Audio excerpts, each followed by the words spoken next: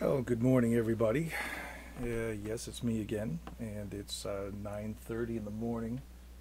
I've just got home and after finishing work for the night, which is working third shift, is quite the treat. Let me tell you, quite the treat. So today we have a setup that I was toying with. It's being 9:30 in the morning. I have a lot of daylight coming through my window to my right here, which you might be able to tell as you see like a bright light over on this side of my hair and on the edge of my shoulder, and I've tried to fill it in with my same LED light on this side, which it's maybe only halfway, but it's daylight color only, and I've tried to decide whether or not I like this look or not. Well, I'll judge later. So anyway, yeah, work is terrific. I love working overnight. Maybe I should edit that out. Who knows? So anyway, setup's pretty much the same. Sound is the same. Camera's the same. Lens is the same. I do plan to start experimenting with different lenses soon, and maybe a few filters. But the only other thing is I'm going to keep experimenting with light, because that's the kind of thing that I want to improve at, setting different types of moods. This is kind of boring. This is boring. Anyway, a couple things. I have some advice for people. This is something that it's not newly discovered information, but it stood out yesterday because I had a 20-ounce plastic bottle of Coca-Cola. Now I use the size, and the material of the bottle because this is what I had direct experience with yesterday. If you freeze that particular bottle in hopes that you will make it chill faster and forget about it, and then go grab it later to find it's become a big, Coca-Cola bottle of ice, what you should do immediately is just throw it out. Just throw it out, because if you let it thaw and then put it back in the fridge and let it cool again, it's not going to have a slight watered down taste. What it's going to taste like is crap. That's what it tastes like. I'd rather drink Moxie. Yeah, that's right. I said it. I'd rather put Moxie in my mouth than to have a frozen Coke-sicle. You get the point. So anyway, that is my one piece of advice for today. And then I wanted to share something with you about things that really annoy me. Like, this was happening to me last night while I was driving to work. I'm not quite sure why it bothers me so much, but if I'm driving along and there's a car that I happen to pass because he's going slower and he's in the right lane, I'm all for that, but why is it that he has to accelerate with me as I'm passing him? I mean, he was driving one speed, and I go by him to get around him, but yet now he's decided to stay even with me, or just slightly behind me. That I find very annoying. And then sometimes, just the opposite of that, I'll be the one that's kind of driving along, and somebody will kind of pull up real close, and then not quite past me, but just kind of like hang right behind me, as if to use me as a shield of some sort. Well, those two scenarios really annoy me. And on the subject of annoying, it's Valentine's Day, so yes, I thought I would discuss a little bit about my annoyance of the day of Cupid. It's annoying.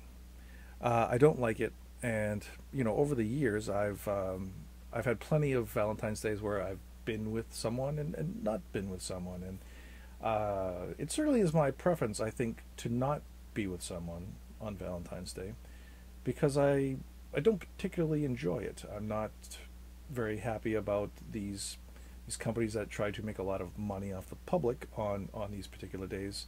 But I mean, there is a nice sentiment to it. I mean, if you are so compelled and you want to show somebody that you love them, you should be able to do it any day. You don't really need a day signified to do it. If you do, good for you. All the power to you. So anyway, those are the things that annoy me. Very soon I'm going to I'm going to let you in on some plans that I have for the very near future. There's a threefold part to my madness here. Three areas I'm going to be focused on is there are some short films that I have written that I plan to produce soon. So I've got some strategy sessions set up for the rest of this month, and hopefully I'm going to start filming those pretty soon.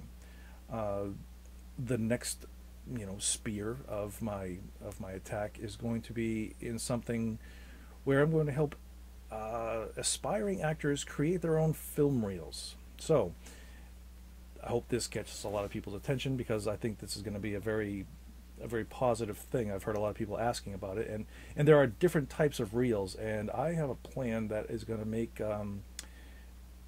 make things very appealing to prospective well, I don't want to say scouts, but casting agents. I think we can get a collection together that is really going to make your attributes stand out. See the different types of looks that you can have, and what you look like, what you sound like, what you move like, which I think is going to be important. A lot of people have come to me and showed me little clips where I was in this commercial, and they don't even say anything. You barely catch a glimpse of them, and they want to use that, and it's fine, but it needs to be augmented with a lot more to kind of introduce you. I mean, people really want to know what you talk like. They want to know the different looks that you can have, and I think I got a cheap way to do that. And the third part of my focus is going to be on the projects that I've promised other people that I would complete.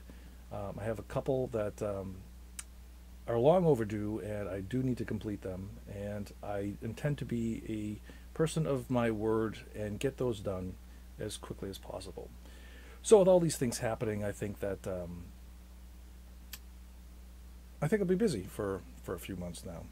And the next time I update this, I also want to talk about one of the things I've been very involved with over the past 10 years, which is the New Hampshire Theater Awards. Well, we had our annual show last weekend. Well, not this past weekend, but the weekend before. So my week was pretty full.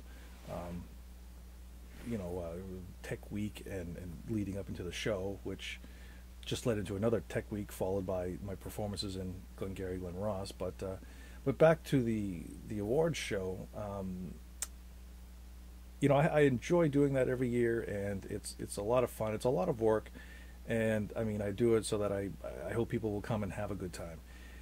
And I thought it was really funny, really amusing even, that somebody would write a critique about the show, almost as if they were writing a review, as if it was some kind of play, or musical story. And it's it really made me laugh, because just reading the comments told me that this person might as well describe how to build a rocket ship, because it was clear that they had no idea of what goes on or what goes into the thing that is called the award show.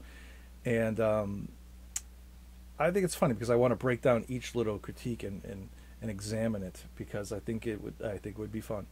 And to try to critique a show, I think maybe people's expectations are somewhat off. I mean, award shows don't typically have a plot or characters that are goal driven with conflicts and crises and some sort of resolve. But I find it very amusing, none the least, and I'd like to address the review of that show. So next time, that's what we'll do. Until then.